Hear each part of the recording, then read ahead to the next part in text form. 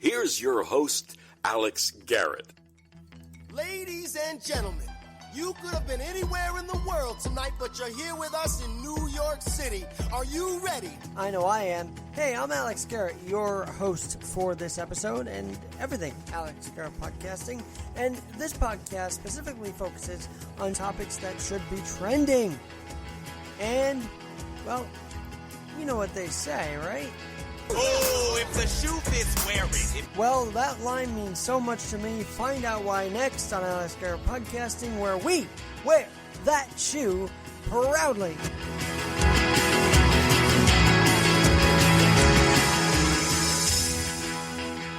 Well, you know, it's funny. I'll be walking into the poll booth, the polling place, because I feel like I still want to have that option on November 3rd. And as you should, no matter who you're going to do. I mean, no matter what side of the aisle you are on, you should be walking into that poll place or doing early voting right now. And I know both sides, well, people on the right will be, well, don't encourage early voting. Well, you know what? We're in a pandemic. If you do not feel well enough to go to the polling place, that's okay. We do have the absentee balloting, and I think that's important to hit home. We do have that option if you do not feel like you want to go inside to that place. So I got my little, it's very interesting actually. Vote NYC sent me this. What my district is, what my assembly district is, how to get there, yada, yada, yada. The fast pass tag, because I have what I guess you'd legally call a physical disability. I'm curious to see how this works out. I will keep you updated to see how this works out. But I am a BLK, according to the NYC Board of Education, because I do not have a party affiliation, nor Democrat, nor Republican, nothing. Just me making what I will solemnly feel is the best decision. I won't tell you that right here, right now. Because again, this is a right, and you shouldn't be forced to tell who you voted for. I will always believe that, no matter how contentious this election is. Just say, you know what?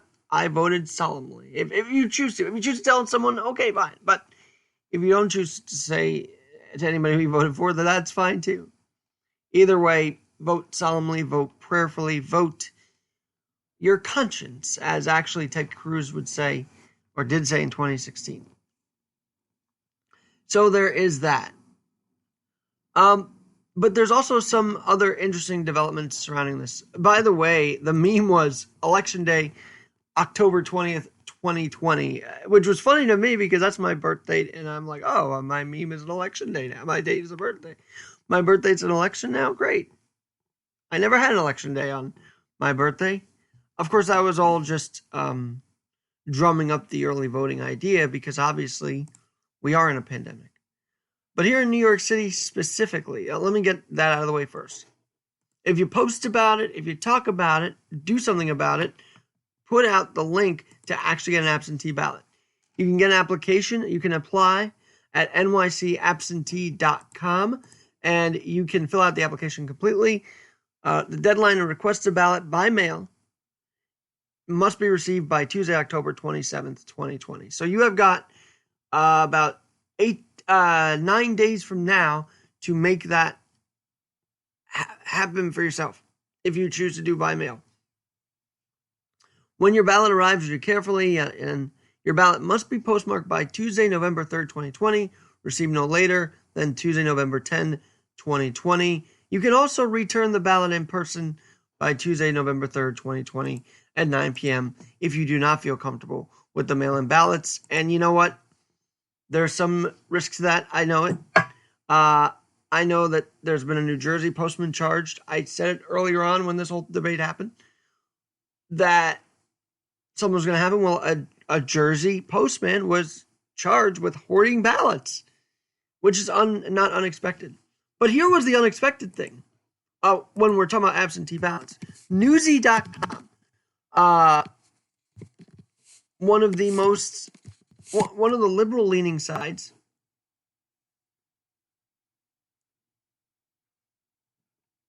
had a very interesting story this past few days ago.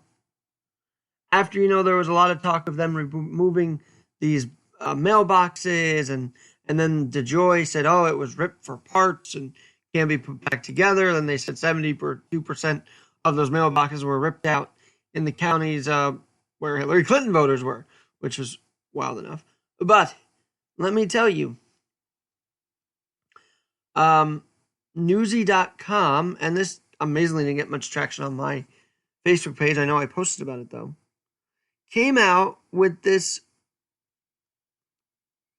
I'll get it to you in a second, article that says the U.S. Postal Service records show no evidence mailbox removals were tied to the election. Now, these records were obtained from the Freedom of Federal Information Act by Newsy, show no evidence that mailbox reductions were all that unusual or linked to the upcoming election. So right away, Newsy is saying, hey, guess what? This was just coincidental.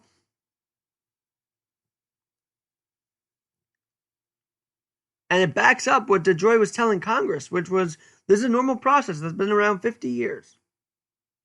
So 732 mailboxes between mid-June and mid-August were being removed. Twice as many mailboxes were taken out in these 2 months compared to the same time last year. But eliminations for 2020 are still below each of the past 3 years.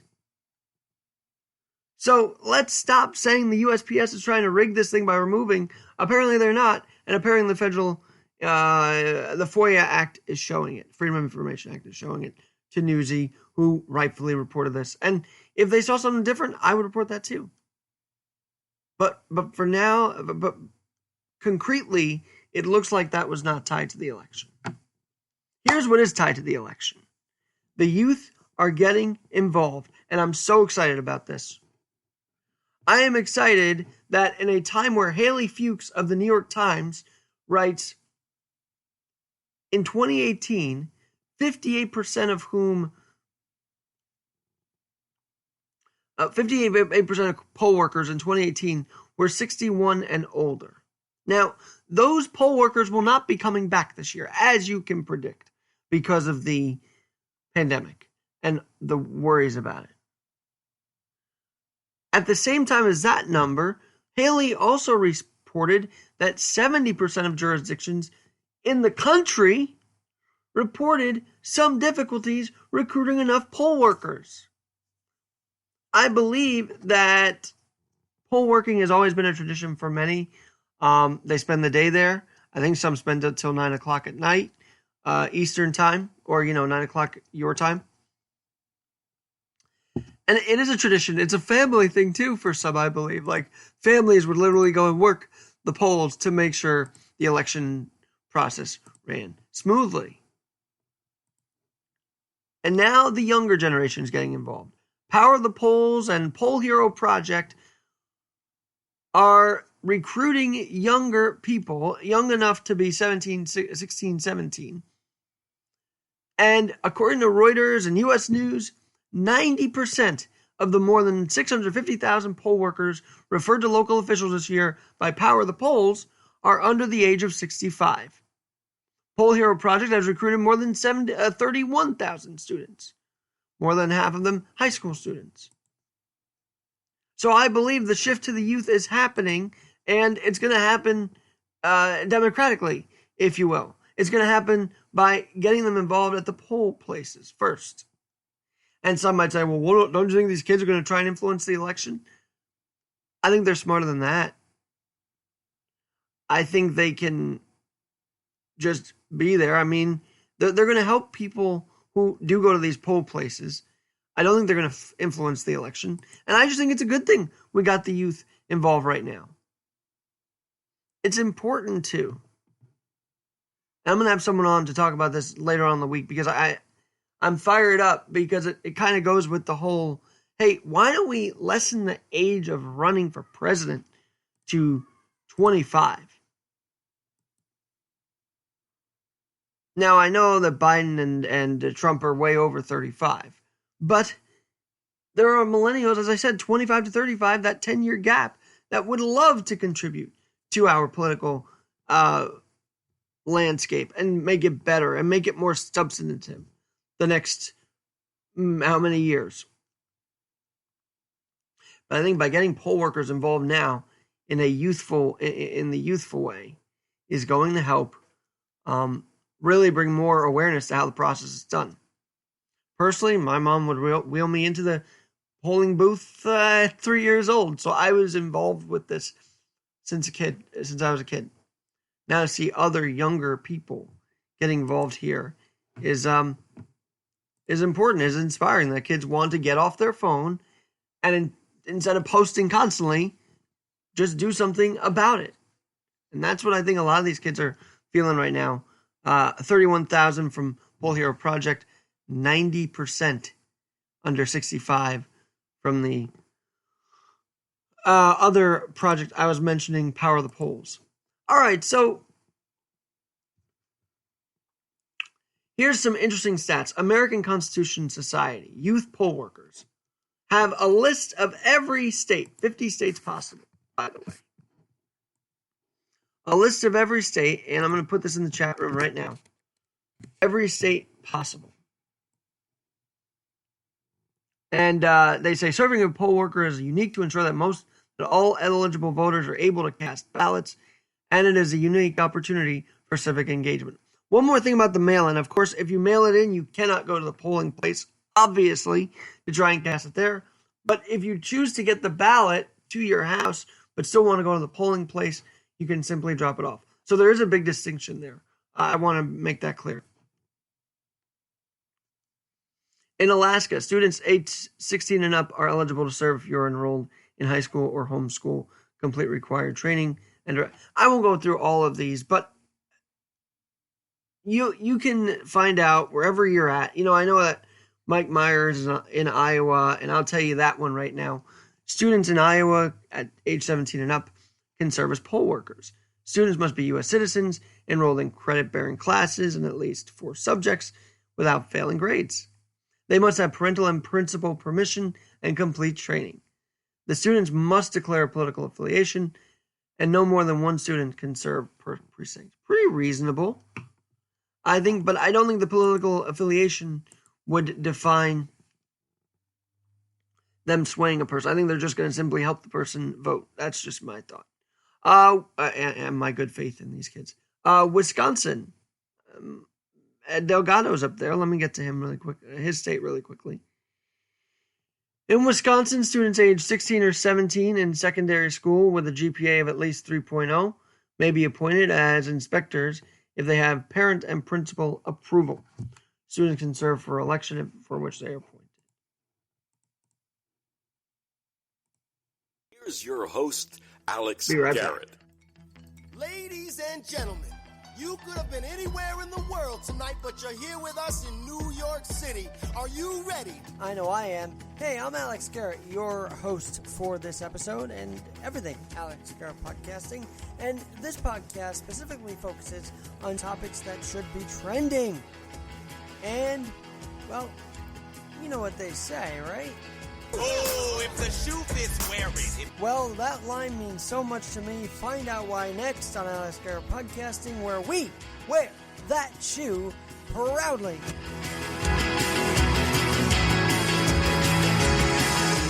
Sorry about that. I gotta create some live reads or input the live reads I've got here to make a commercial break out of that. Anyway, I'm back. And yeah, as I was saying, in Wisconsin, students aged 16 or 17 enrolled in secondary school with GPA of at least 3.0 may be approved as election inspectors if they have parent and principal approval. So, for those who are saying, oh, they shouldn't be that young doing poll workers, well, there's regulations to this. And I think empowering the younger people to get involved is going to be what the answer is. We always talk about how kids are on their phone, how millennials are on their phone, how they just do the thing on the phone and do nothing. Well, here we've got a chance to welcome a generation to the election process through poll working. Let's welcome them with open arms. Let's welcome them in and let them experience this. Let them be part of this because they are the future. Because millennials are the future as well. But I mean, after them, there's so much future ahead, and we've got to let these kids be involved as young as possible. Okay, so in Wisconsin, and then here in my home state of New York, students age 16 or 17 enrolled in school and fulfilling their educational requirements may be appointed as an election inspector or poll clerk. That's according to New York election law statute or code 3400. Anyway, they want kids, and they want these kids who are driven, who are doing well in school, to be part of the process, to change things, to get experience, to help out the process, also make election day smoother, considering that these people that were here in 2018 will not be there to work because of the virus. And you could say, well, TikTok bought all these tickets to a Trump rally and never showed up. Who cares? It's free. It's the individual marketplace. It's the freedom to do that. So I'm very excited to see that. And you've got high school, you got colleges involved in recruiting as well. It's not just about getting out the vote. It's about getting help at the polls when needed. Now, I believe turnout will be lower because of the virus. But I also think that if the energy is there to help out no matter what, you could see those kids on either side of the aisle having a future that hopefully will be not just a one off the news feed or what they're being told, but really one of a learned and fully developed opinion of the political landscape. And boy, this landscape, if it needed young blood, young lifeblood, it's now. It's kind of crazy when you think that both candidates for VP are being considered heartbeat away from the presidency. Isn't that kind of crazy? It's a little unnerving to be told that. And it's true now. But what if 25 to 35? What if kids get empowered at a young age to get involved? And we can have feistier debates that aren't just shouting matches, but substantive things. This second debate that's going to go on is going to be so off-putting, I think. They want to do another presidential debate. It's going to be the second one. Early voting will still be going on by then.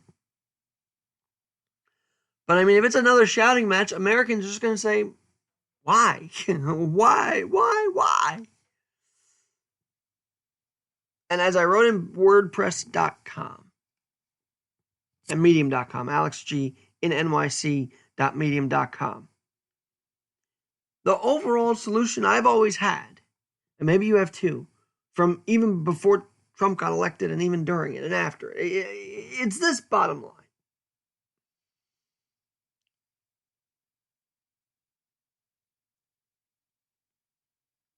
It's this bottom line.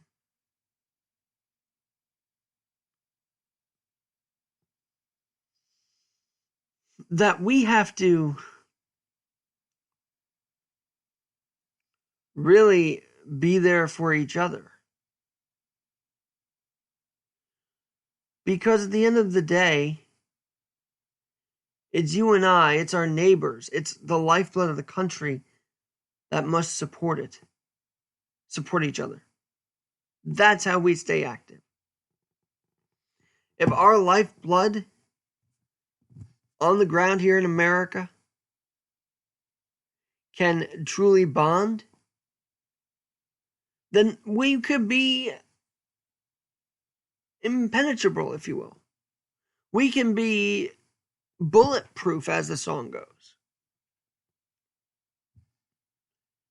Because we can't let the government decide everything for us. We also cannot rely on the government to always be there for us. So how do we balance that out? We stop tearing each other down in debates, online specifically. We stop that. We say, you know what? Bottom line, no matter who you vote for, I will still respect you after November 3rd. That is the message that has to be said. Because what we vote for, yeah, you could say it will make a difference, but also what we vote for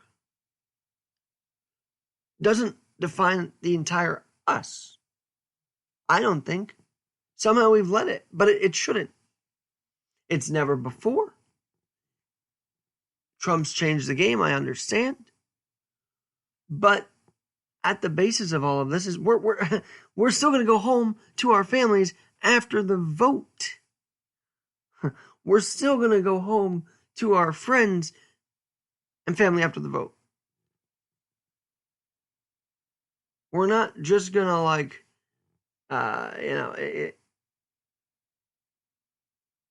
it's, and maybe you're offended I'm deducing it to just this, but it's,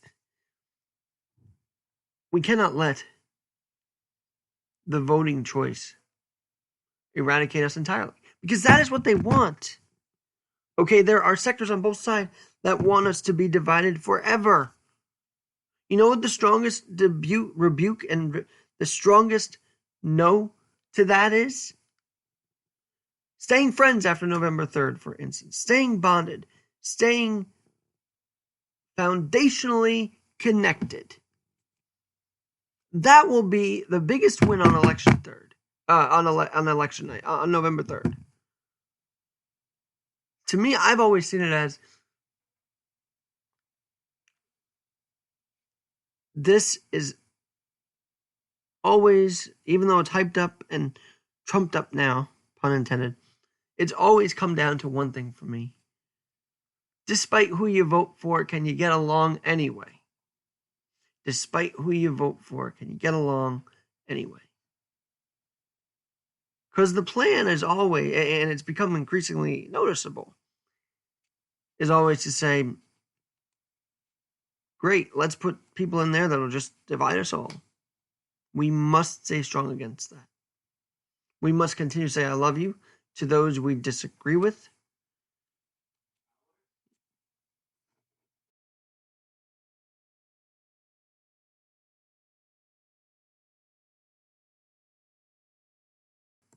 Sorry about that. And the bottom line is that just stick together after November 3rd. That's all I'm asking. You can vote for who you want. I will still say hello to you tomorrow, the next day.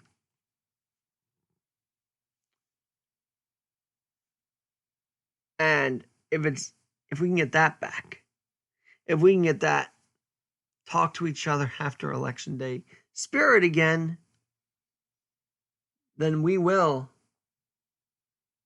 be much, much better off.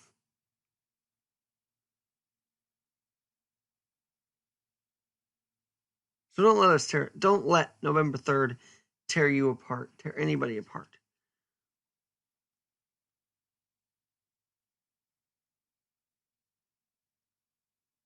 And accept that the generations before you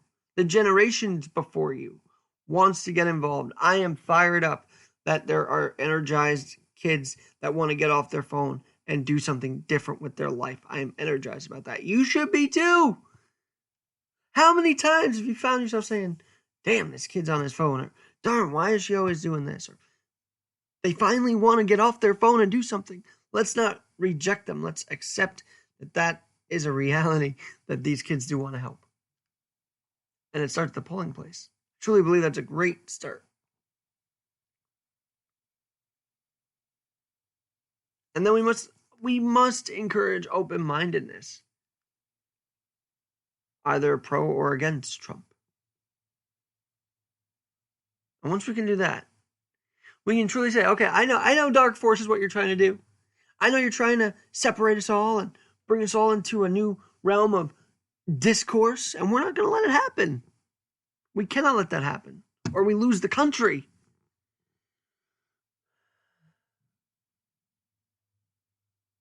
The country doesn't go entirely because the government says go.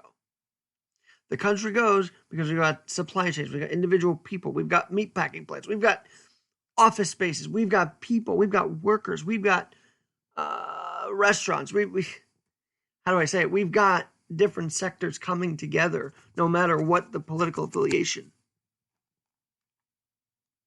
That's how we're running the country. And when we say government's deciding how we're reacting,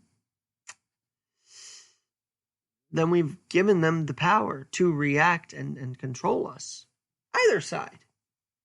Let's not give them the power this election. Let's not put them on this pedestal. Because I just see on the ground is so different than what we see on TV. And what we see coming from, yes, Biden and the president. Biden and the president. It's a different feel when you look around and see your fellow neighbors walking around living their life. And then you think to yourself, I thought we were supposed to be all divided. I thought that's what the media is telling us to be. I thought that's what the media is telling us we are. Yet people say hi to each other on the streets. And it must be that way after November 3rd. And I will hit home that point till November 3rd. Because I don't want to see the society and the country fall apart. I have not lived 28 years and I guess you would say 363 days to say, all right, time to get the discourse going. Let's go. Disagree with everybody. Didn't live that long to say that. I have lived that long to see how different the worlds are in reality and on the TV screen. And can say, don't buy what the media tells you all the time. You can still say hi to your neighbor, and you should say hi to your neighbor. And you should greet that teenage poll worker, that kid who wants to invigorate the election process. You should say hi to them. Not say, what are you doing here? You know? No.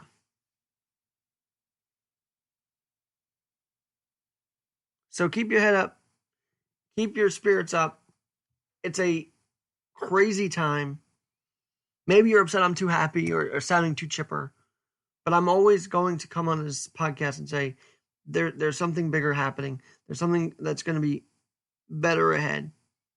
One way or another. In our own lives. Don't give up. Don't give up. I'm Alex Garrett. We'll talk to you soon.